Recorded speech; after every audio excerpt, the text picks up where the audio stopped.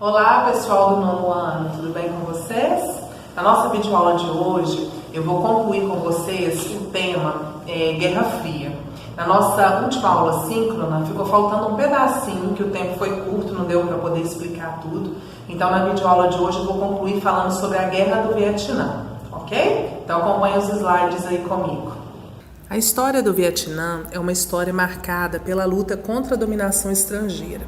Eles tiveram primeiramente que lutar contra a dominação chinesa, depois contra a dominação francesa e depois contra a dominação dos Estados Unidos e dos países aliados aos americanos.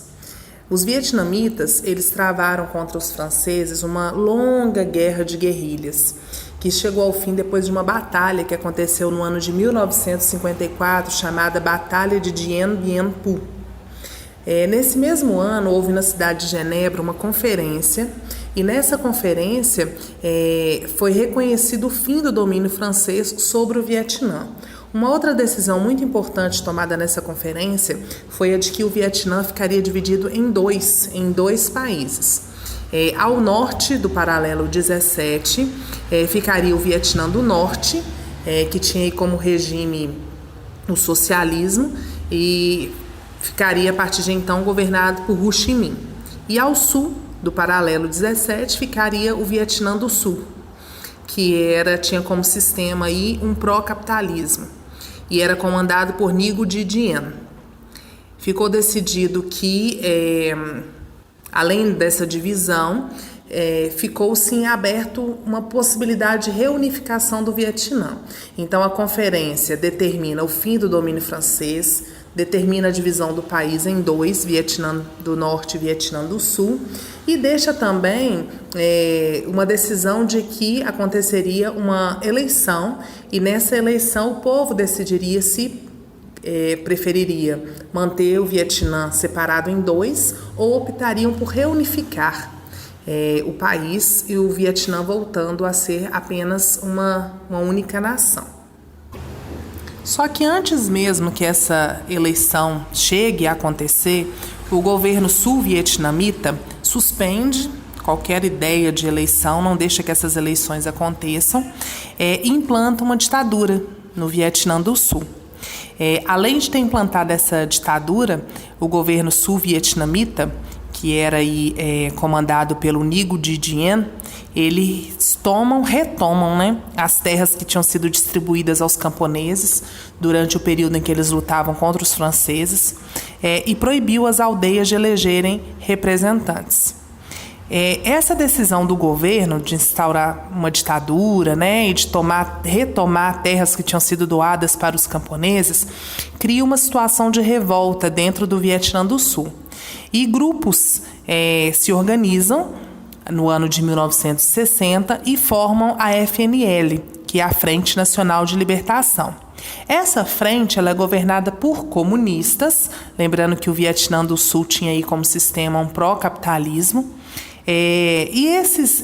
A FNL, além de ser uma frente liderada por comunistas, eles vão contar com a ajuda de guerrilheiros armados. Esses guerrilheiros eles eram conhecidos por Vietcongs.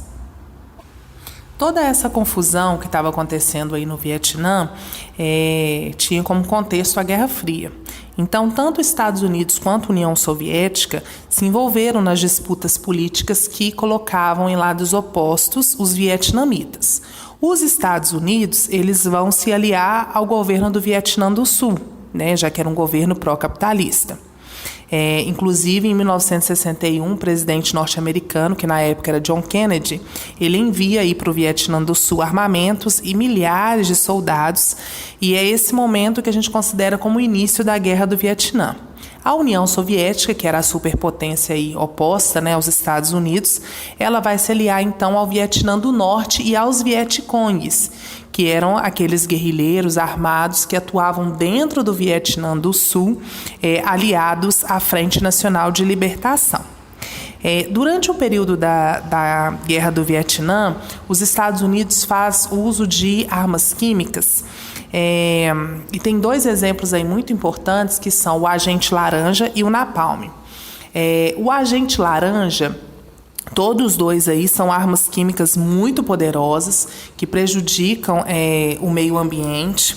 No caso do agente laranja, ele é um elemento químico para poder devastar áreas verdes, né? Vegetação. Qual que é o intuito disso? É descobrir o esconderijo dos Vietcongs. Então, eles jogavam isso sobre uma área com vegetação. Esse produto, ele corroía toda a vegetação, acabava com ela e assim ficava à mostra a entrada dos túneis, onde os Vietcongs se escondiam, né, em meio à vegetação. O napalm também é uma substância super tóxica. Ela se entra em contato com a pele ou com qualquer tecido, ela vai corroendo aquilo. A gente tem uma imagem muito famosa, no livro de vocês tem, na página 188, e eu coloquei nos slides também para vocês verem. Essa imagem aí mostra crianças que estão fugindo da aldeia delas depois que a aldeia ela é atingida por bombas de napalm lançadas pelo exército dos Estados Unidos. Então aí mostra uma menininha, essa menina hoje em dia, né, adulta, ela desde jovem, ela dá várias palestras, entrevistas, contando, né, o que ela passou, o horror da guerra, e ela ficou muito famosa a partir dessa foto.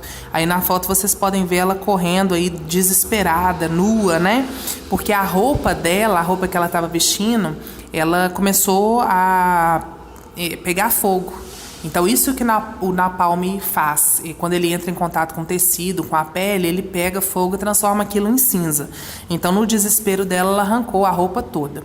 Tem algumas entrevistas onde ela fala que a roupa dela estava sendo corroída, né? Que a calça, a blusa, ela estava tipo como uma túnica.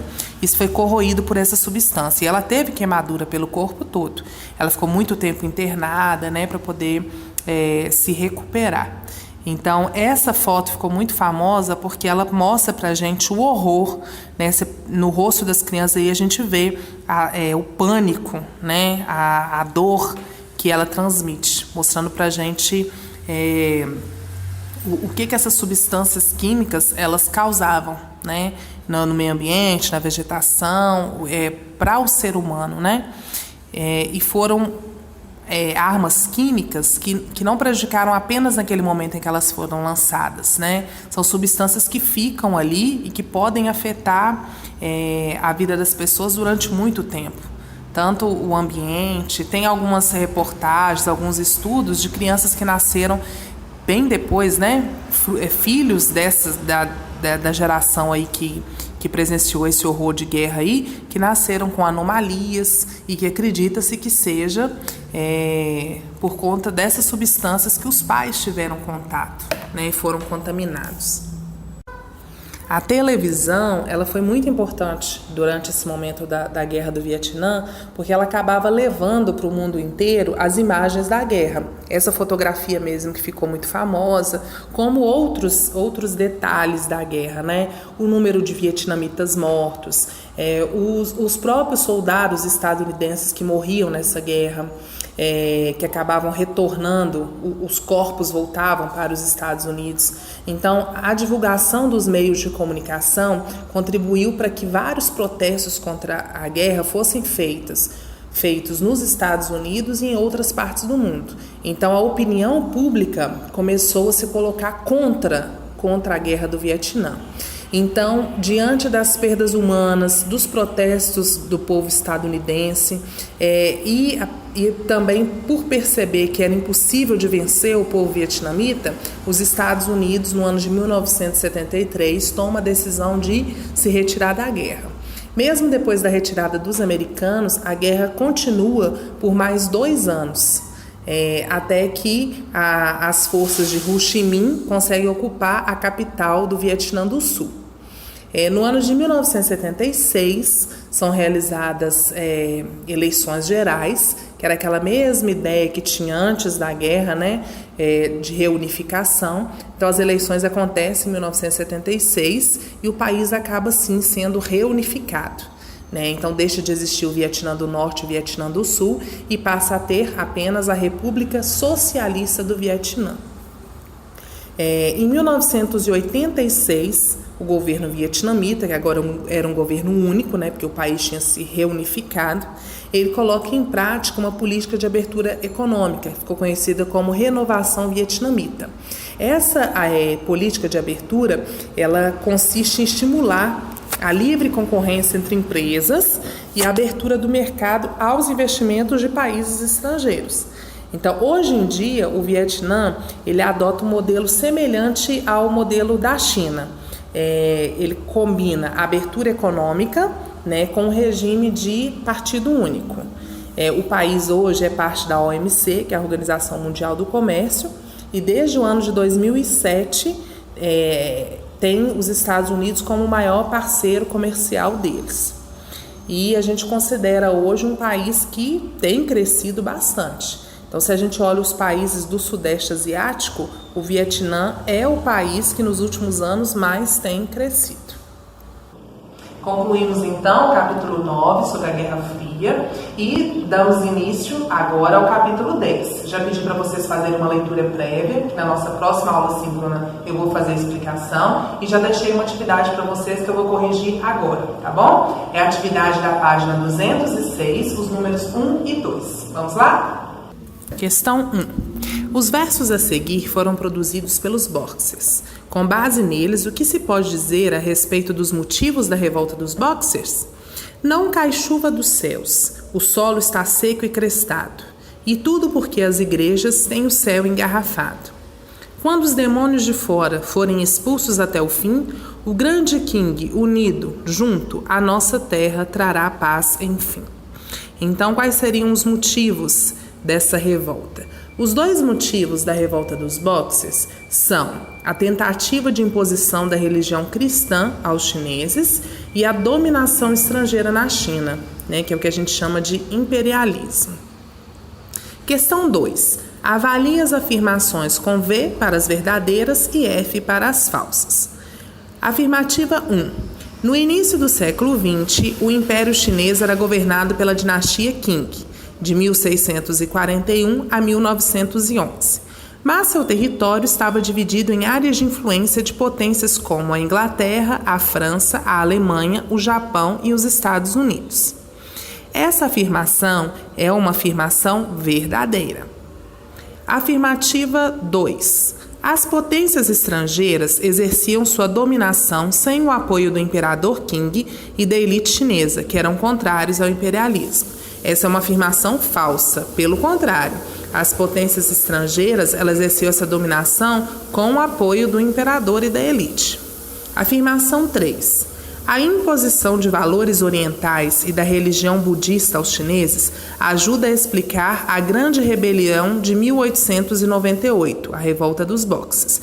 Também é uma afirmação falsa. O que era imposto aos chineses e que faz com que essa rebelião aconteça são os valores ocidentais e a religião cristã, né? É o que os estrangeiros tentam impor sobre os chineses. Afirmação 4. O slogan dos rebeldes era reviver Qing e destruir o estrangeiro, pois eles acreditavam que chineses cristãos iludiam o imperador, fazendo com que ele se voltasse contra o povo e as religiões da China. É uma afirmação verdadeira. E a última afirmação, afirmação 5. As potências imperialistas revidaram, invadindo a China em nome da civilização. E, depois de massacrar milhares de chineses, impuseram ao país um tratado humilhante que reprimia os Boxers. Também é uma afirmação verdadeira. Então, a alternativa correta aí é a alternativa C. V, F, F, V, V. Então, é isso, pessoal. Terminamos assim, então, a nossa correção de atividades. Até mais, nono ano. Um abraço.